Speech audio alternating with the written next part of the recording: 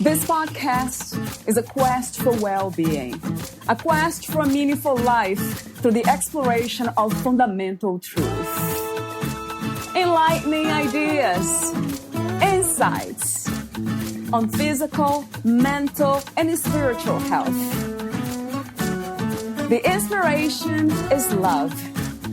The aspiration is to awaken new ways of thinking that can lead us to a new way of being well. Welcome to Body, Mind, and Soul Healing Conversations.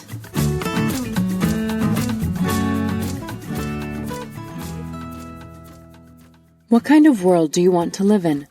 One that's overpopulated, polluted, with no nutritional food to eat, no clean water to drink, and people that are always fighting each other and at war?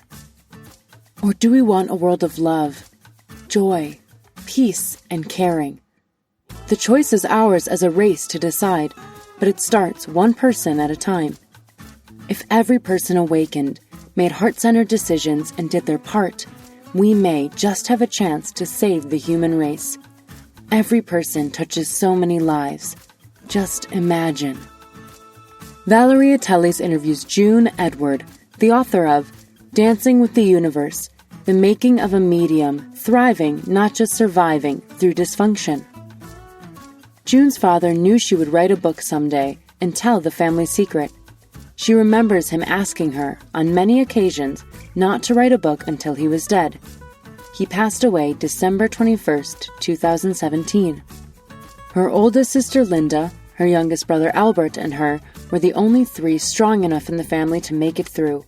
Although none of them are perfect or unscathed, we were able to understand there was a problem, that our lives weren't normal, and do our best to change as adults. She's always been a very psychic person, but it was only recently that she realized she has always been a medium as well. As a child, she would hear voices and talk to people that didn't seem to be there. It was kind of like not knowing that you're a really good basketball player because you only threw the ball a few times and never really applied yourself to the sport. But once she was ready and she asked the angels to open her up, it was like the floodgates had swung wide open. Many things have happened to her that may have enhanced her abilities. She doesn't really know. It's possible that it was just the grand plan for her. There are no accidents in life. Everything happens for a reason, and at the right time. She's telling her story so that other people can understand that they can overcome their upbringing. There are things that happen to you, and mistakes that you make, but it doesn't mean that's who you are. No one is perfect. You make the best decisions you can at the time, and you learn as you go. You can rise above the damage done to you, heal and heal others. Her hope is that more abuse and dysfunction is out in the open, the less will occur, and the less people will feel stigmatized. We're all a little damaged one way or the other. You can overcome and not let the negative things that happen in life define you. Although she feels her best years are still ahead, this is her journey. Meet June at juneedward.com. Here is the interview with June Edward.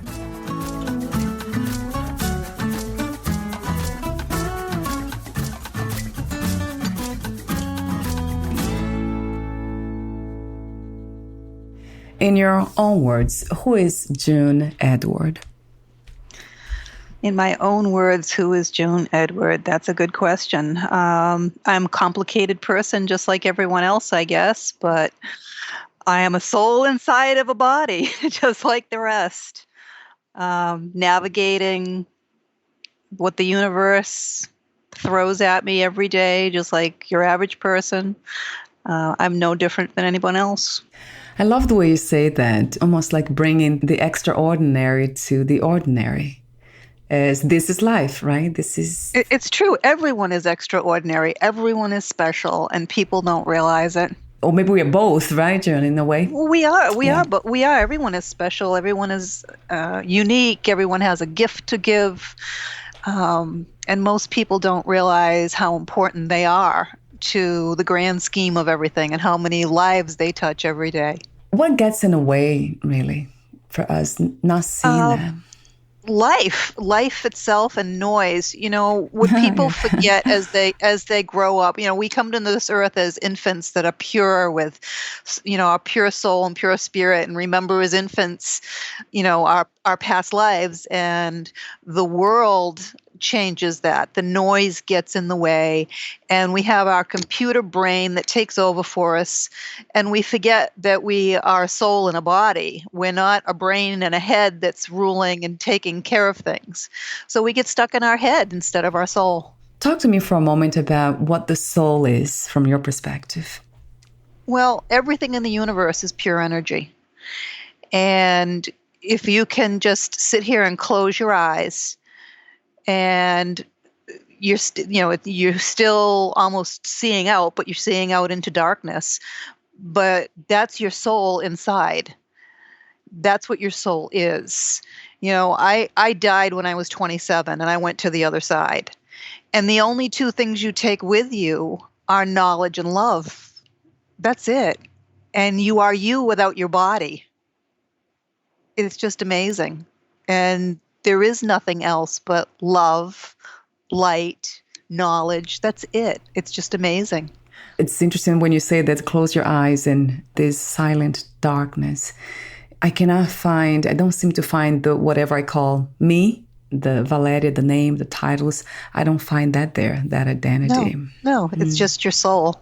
It's right. What's inside. Wow, I love that. Yeah, if you could almost think of your eyes as nothing more than windows, and your soul is looking out.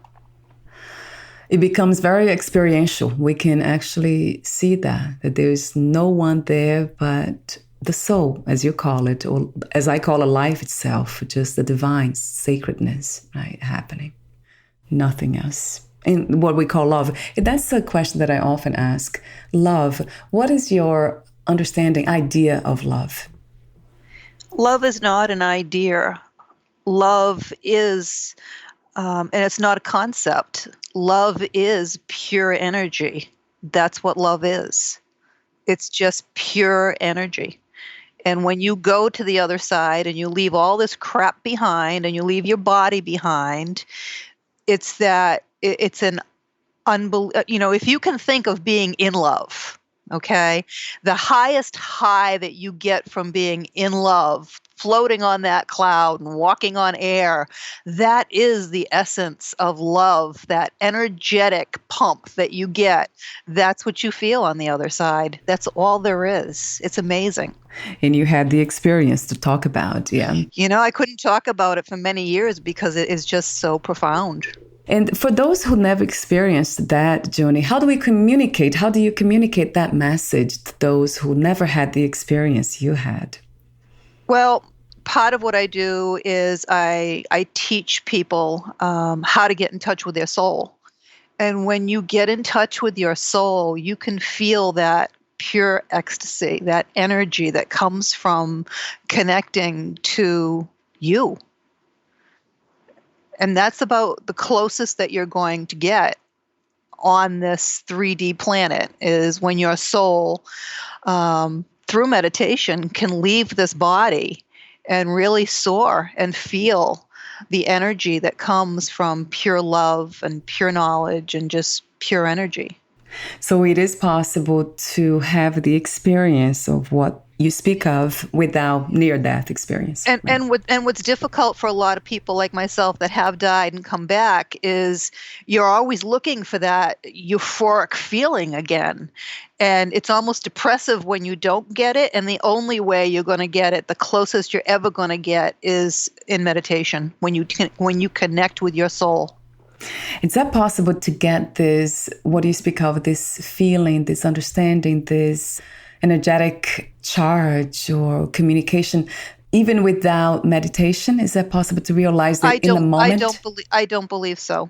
It's very, very different. It's not the same. As much as you're in the moment and you're grateful and you're happy, it's not that deep connection. It's not a soul connection.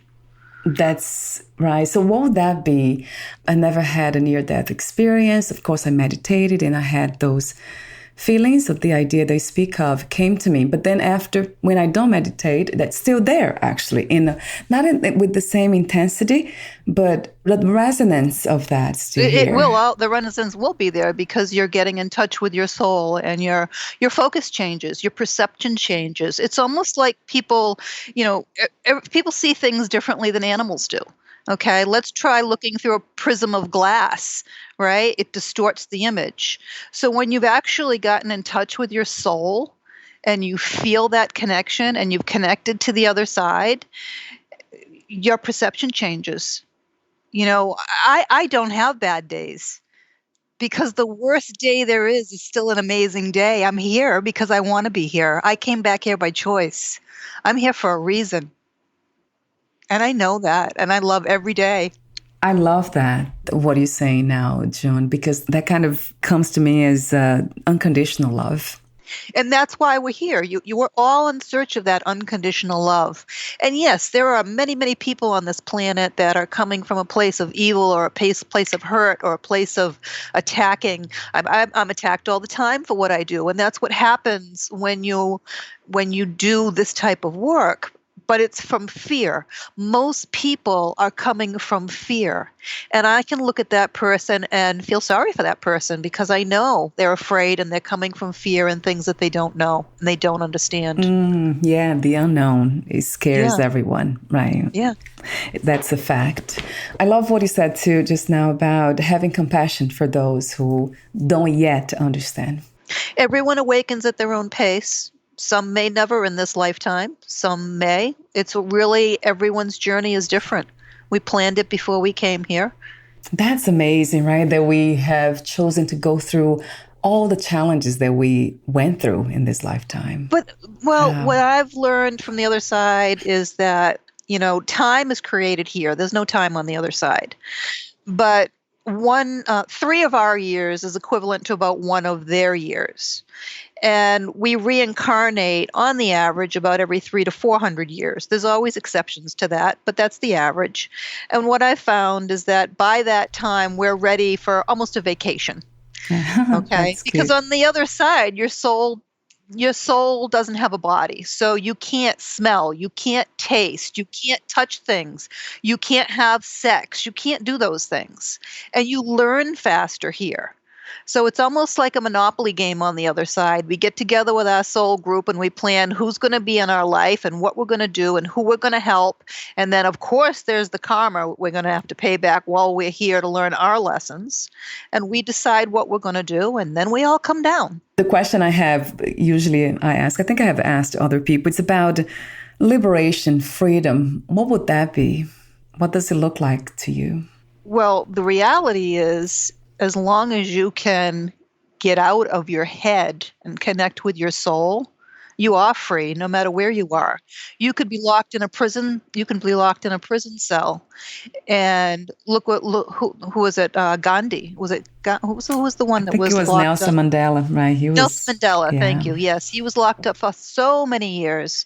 And he was able to escape his prison through meditation because your soul can go anywhere. Your soul is pure energy. So we all have that freedom provided we connect with our soul. What a beautiful and important message. Yeah, we are already free. We lock ourselves in. We do it to ourselves. We are our own worst enemies. Wow, so true. We create our own prison. We do. So true, June. What a powerful message. Yes. A billion times to that we are already free. We don't realize that, most of us. No, and we don't appreciate what we have. That's the other tragedy. What does it take then for most of us or some of us who have not realized this to come to this understanding or this realization that we are already free? It takes a tragedy for most people.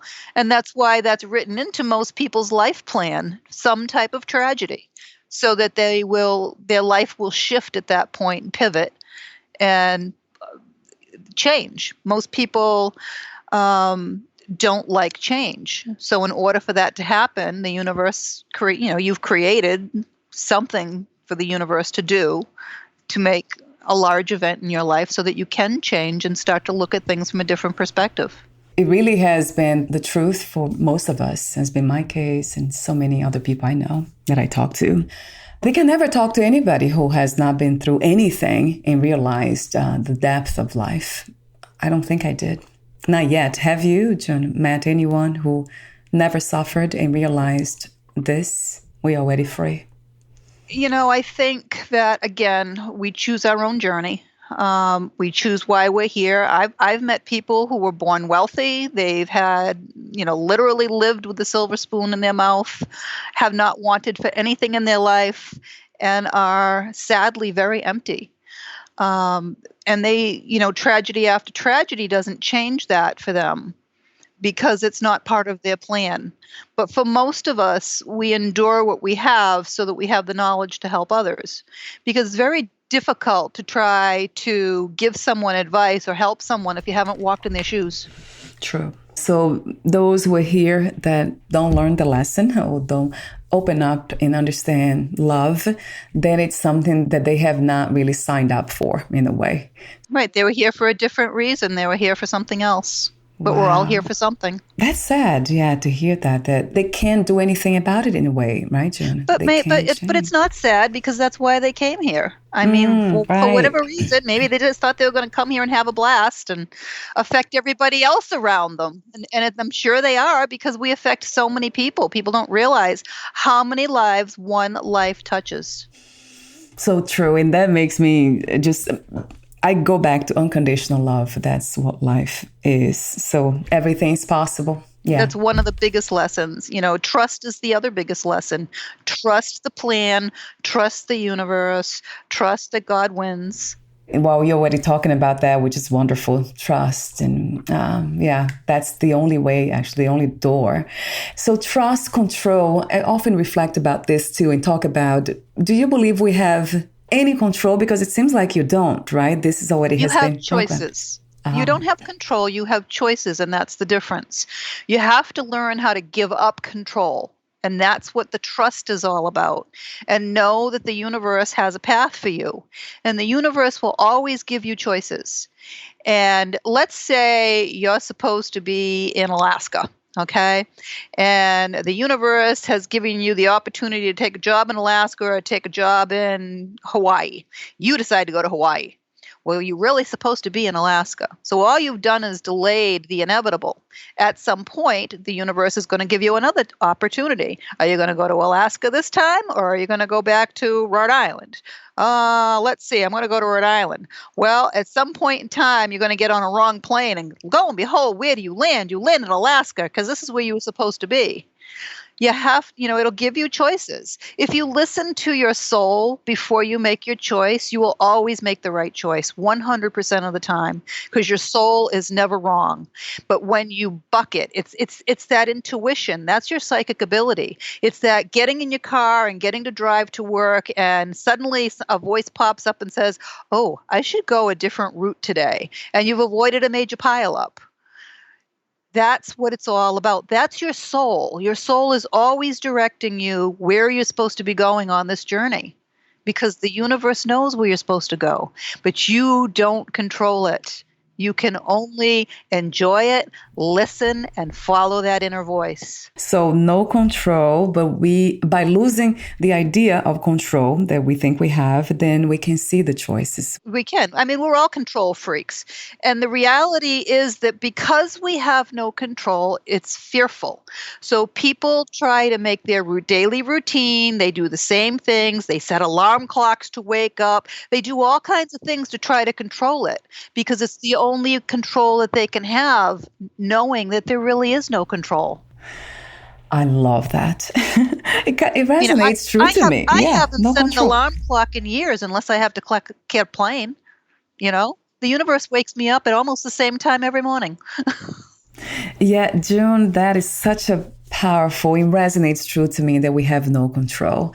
And then once we realize that, then options appear. Then now we can see choices. Clear. Right. It's like when I died and I went to the other side, I was told it was not my time.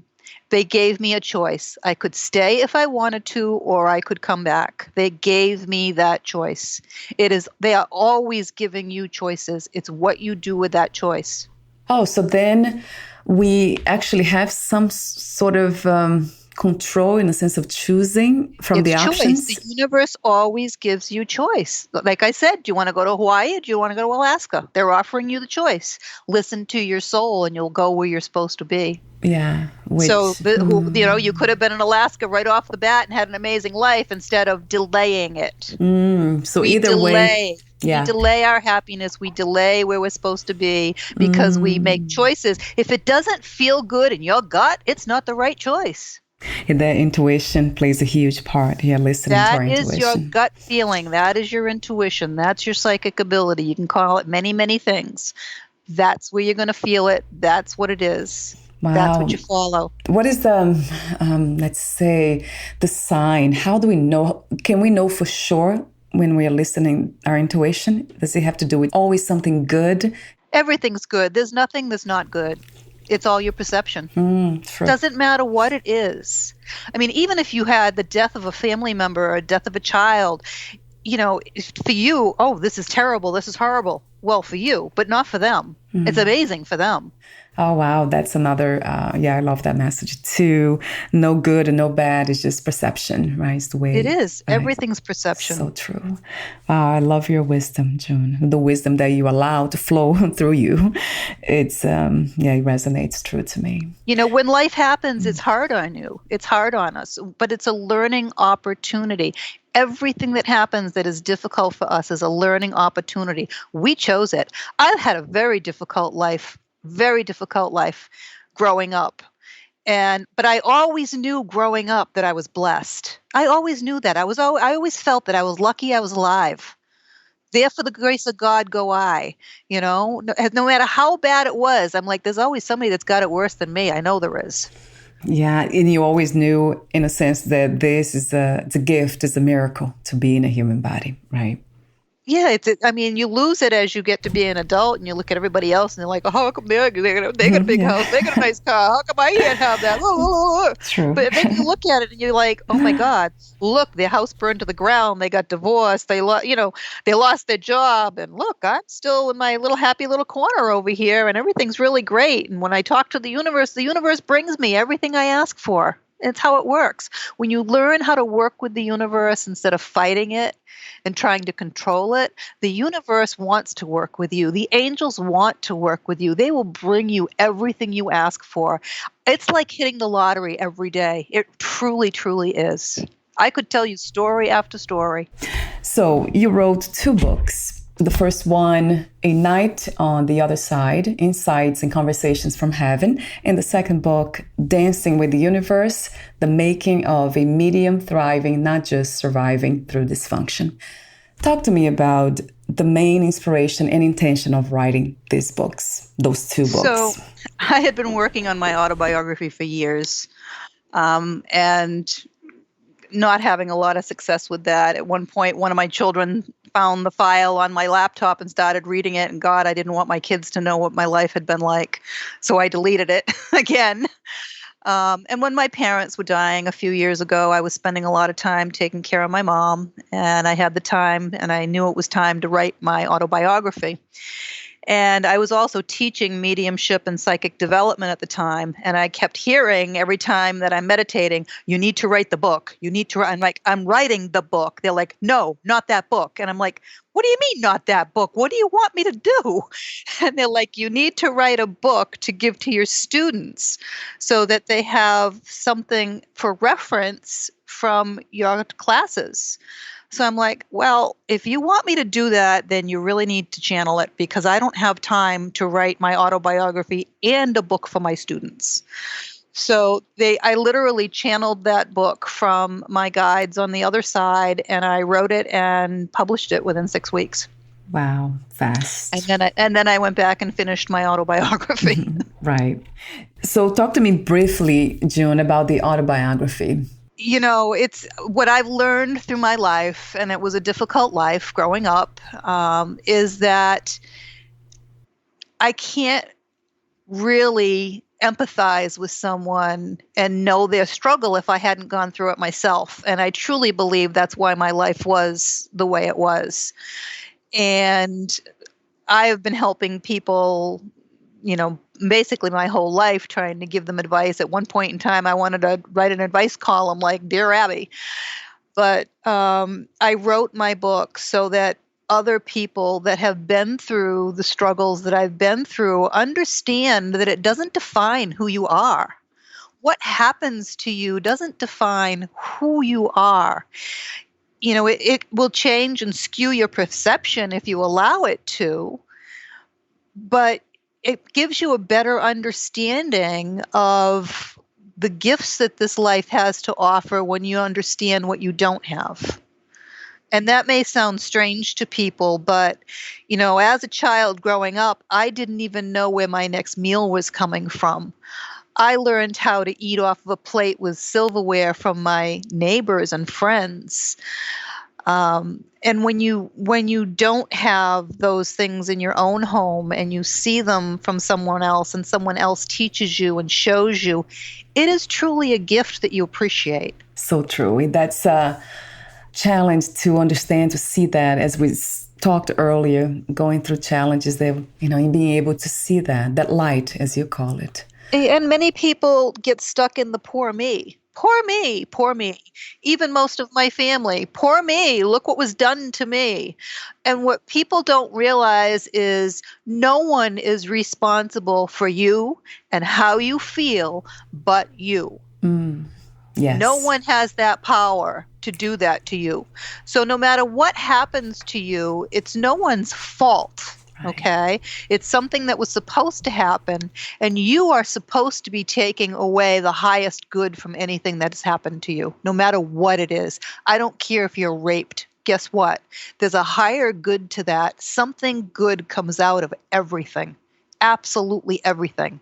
And I can say that from a position of having it happen. Wow. Something good comes out of it. That's another, to me, fundamental message, the taking responsibility.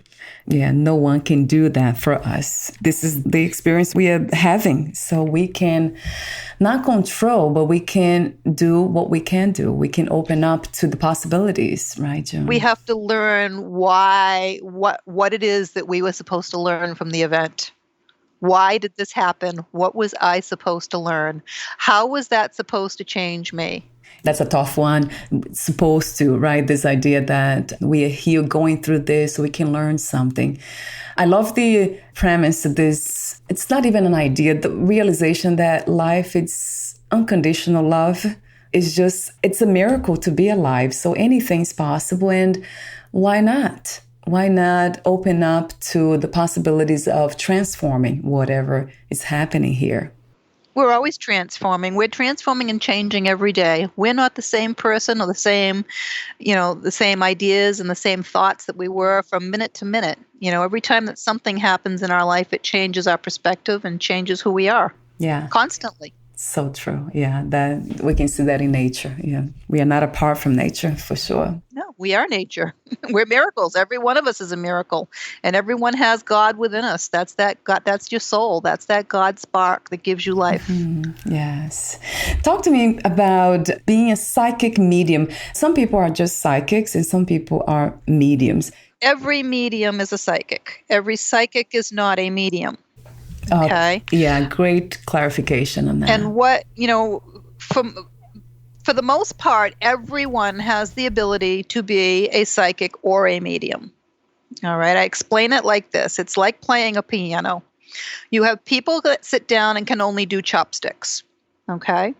You have people that sit down and want to learn how to play the piano, so they practice and they can do a few songs. And you have others that really apply themselves and they can become a master pianist. Okay. Then you have the 6-year-old prodigy that sits down and plays Mozart. That was me, because I was born with these abilities. I blocked them for many, many years, but they're very, very strong. Now, mediumship is being able to bring through and talk with the souls from the other side. And what I have found, because there are a lot of people that hang a sign out and say, I'm a psychic, they'll call them gypsies, and they are not working for people's highest and best. And none of them are mediums, and they will never be mediums, because angels will not work with someone that is working and not working for good. They're looking to take your money. And when they're looking to just take your money and not give an even exchange, and they're looking to really rip people off, that's not working for someone's highest and best. So they will never be mediums. Angels and the other souls will not work through them. They're only psychics. That's an interesting detail that I didn't know. No, a lot of people don't know, and I didn't know myself until it was clarified for me from the other side. Because I was curious why all my students are able to have mediumship abilities, but I've yet to see, I used to go to these gypsies. I used to go to haunted houses for vacation. I was very interested, but afraid of my own abilities. Right. Very afraid of my own abilities. When did you discover that, June? Was there a moment? Like I said, when I was a kid, I had the abilities. I would wake up in the middle of the night and hear voices and see people around my bed and think it was my parents, and it's very scary. And through the years, I would know things before other people did. And, as a grade school student, if I would tell people and tell my friends, then I became a freak because I knew things before they were going to happen. So you learn to keep it to yourself. And through the years, anytime anyone passed away, their soul would immediately come to me, and I'd know they passed before anyone knew. But like I said, I blocked it because it's scary. And, when I was having a lot of stress and a lot of trouble in my life, I owned a lot of businesses and I was having marital issues, and I went to have some Reiki done, which is energy work. And she recommended that I meditate. And I'm like, I can't meditate. My mind never shuts off. So I started meditating. And as soon as I did, my abilities opened up like they were when I was a child again. And I went to bed and there were 100 people around my bed again at night. And I'm going to work and doing aesthetic services and touching people. And all these people are standing beside me. And I'm like, oh, gee, did your aunt die recently? I'm freaking out. Literally, I don't know what to do because I can't stop it. And I didn't know how to turn it off. And this is a problem with a lot of people that have abilities. They don't know how to control it. They try to, they become alcoholics and drug addicts because they don't know how to shut it off. And when I tell you that, for me, it's almost like an episode of The Walking Dead because there are souls, there are ghosts everywhere. Ghosts are souls that are stuck here. They're lower vibrational entities. They're everywhere. I see them everywhere. And I have to be able to turn it on and off like a light switch. If not, I'd be always on and it would drive me crazy. So I took a lot of training, a year and a half of training, and to learn how to turn my abilities on and off so that I'm not constantly drained like that. And I teach other people that are in the same situation that I was once in. How do I control it? Yeah, thank you for doing that. It makes a lot of sense to me. So I know you're using the word control, but it's managing, perhaps, right? It's managing. Yeah, it's managing. Yeah. Absolutely. It's working with the other side because quite honestly, it's not even me that's doing it. It's an agreement that I have with my guide that if I'm not working, he doesn't bring people through to me unless it's an emergency. Right. I have my peace and my quiet until I'm working, and then he brings the souls through for me. Yeah, when you say that, it's just coming through you. It's not really you doing anything. Right. I'm just an interpreter. I'm literally an interpreter. A lot of souls are very talkative, and some of them just use sign language. So they've taught me what different symbols mean so that I can interpret what it is they're trying to tell me. I know you teach others to become mediums, psychics too, June, both or just mediums? Yeah, everyone has psychic ability. So yes, I teach people how to develop their psychic ability, and everyone that's gone through my classes, not only do they have psychic ability, but they do have mediumship ability as well. What it takes for someone to become your student? Do they have to have had the experience as a child? No, not at all. Not at all, because you're an average person. Like I said, everyone's born with it. I don't do classes that often. I try to do them maybe once a year because I feel it's a kind of a requirement for me to be able to help other people that are having difficulty. And I listen to the other side. When they tell me this is what I'm supposed to do, that's what I do. Other than that, I put together a 7-week course to help people repair their relationships, their marriages, things like that. And I have amazing success with that, allowing couples to get back together and awaken. And it changes their entire life. And I only work with one person. There's always one person that's in charge of a relationship. It's part of their lesson. And that's the person that I work with. It only takes one person to make or break anything. People, it's because it's all about energy. They're on that same energetic frequency. For every action, there's a reaction. So when someone balances their energy out, the other person automatically balances their energy out. So the benefit of awakening and balancing their energy and understanding how energy works and the universe works, the benefit to that is not only changing their entire life, but when you work with the universe, you get whatever it is that you want. And so if they want to reunite, that's what they end up with. And their lives are amazing.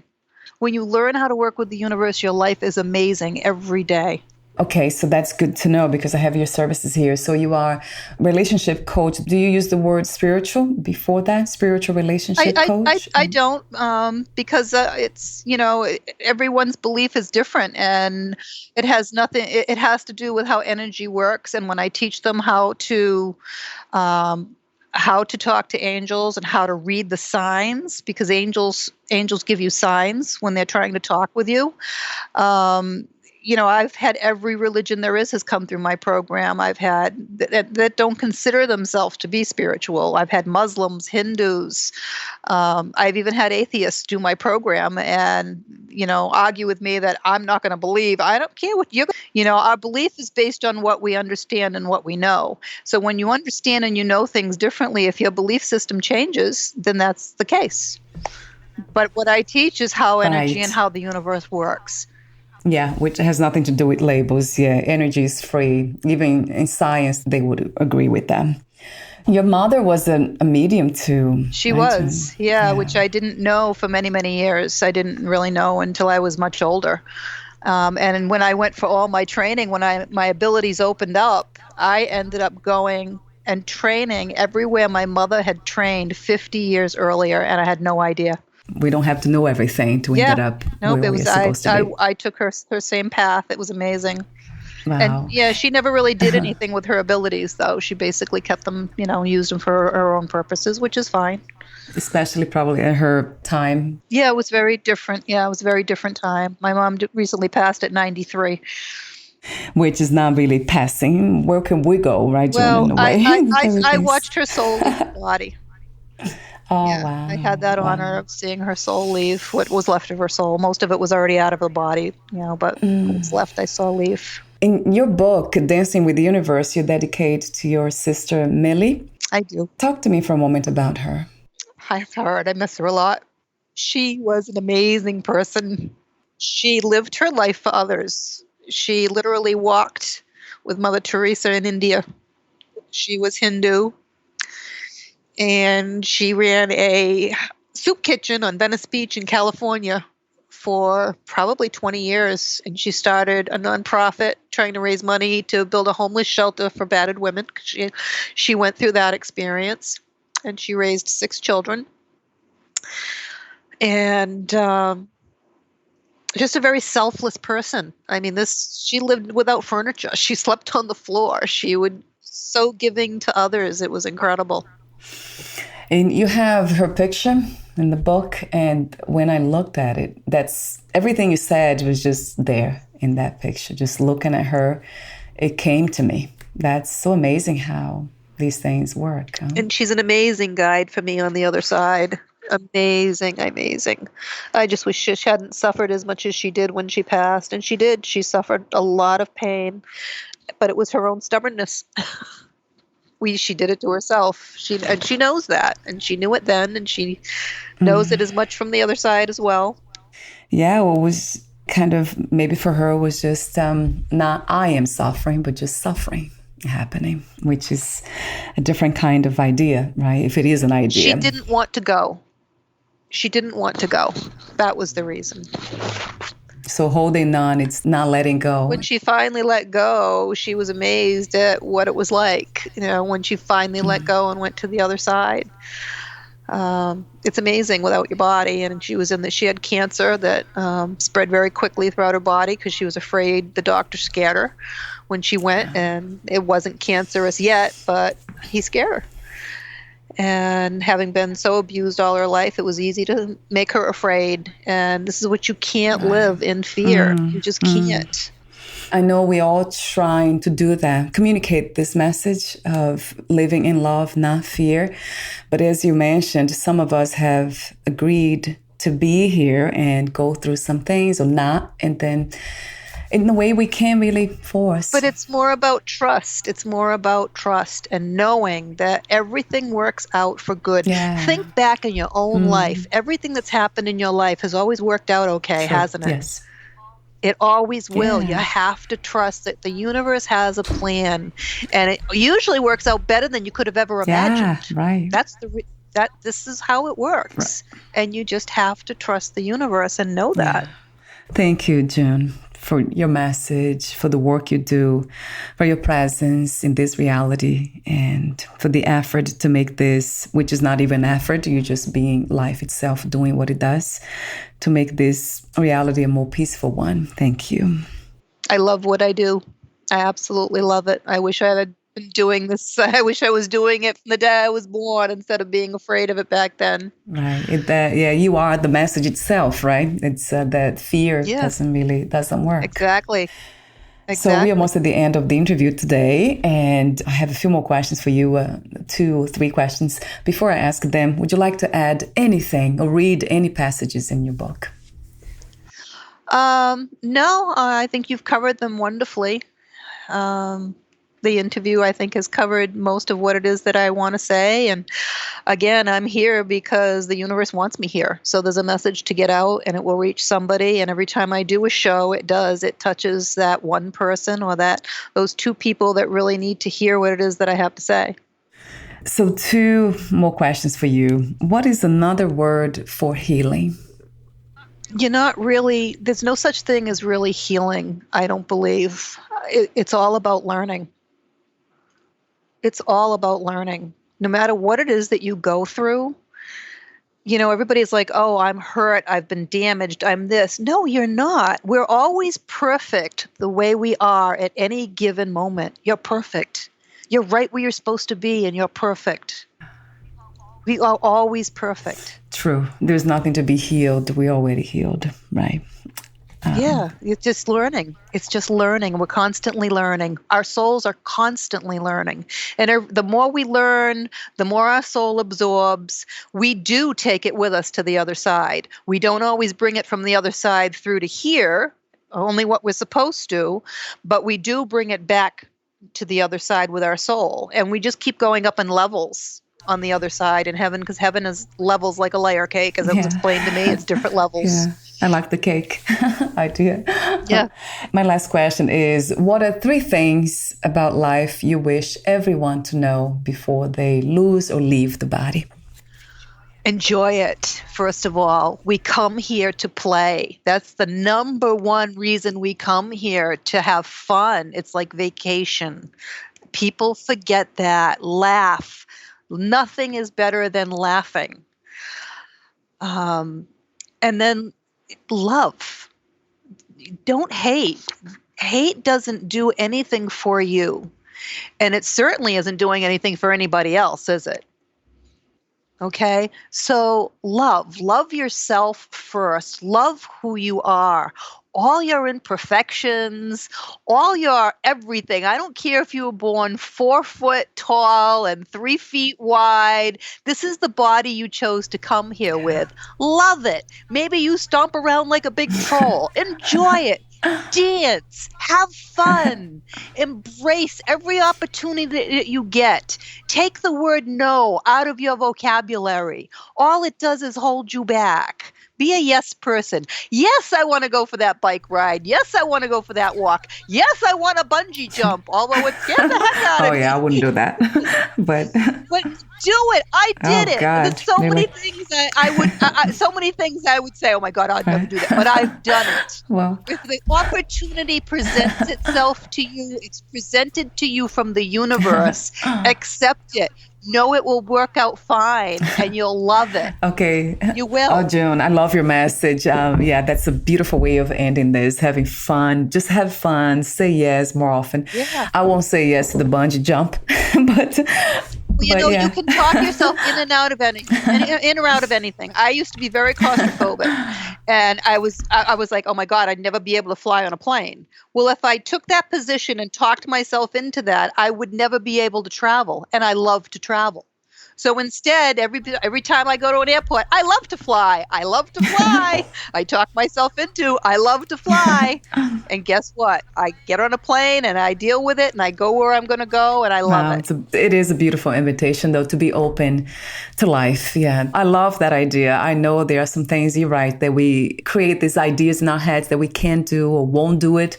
We do it to ourselves. Yeah, we do. Right. You don't have to search it out, but if the universe presents it to you, go for it. Oh, I don't know about that. But every time I think about, oh my God, heights and all that, it sounds like fun though, but I don't think I would do that. But it's being open to life, right? That's a big one. Thank you. Thank you so much for the messaging, having fun, right? So before we say goodbye, where can we find more information about you, your books, products, services, and future projects? Everything is on my website, juneedward.com, no S, JUNEEDWARD.com. You can also link up with me on Facebook, June Edward, Relationship Coach Medium. Wonderful. I'll have the link of your website on your podcast profile too. Thank you so much, June, and we'll talk soon. You are very welcome. All right. You have a great day. You too. Thank you for listening. To learn more about June Edward and her work, please visit juneedward.com.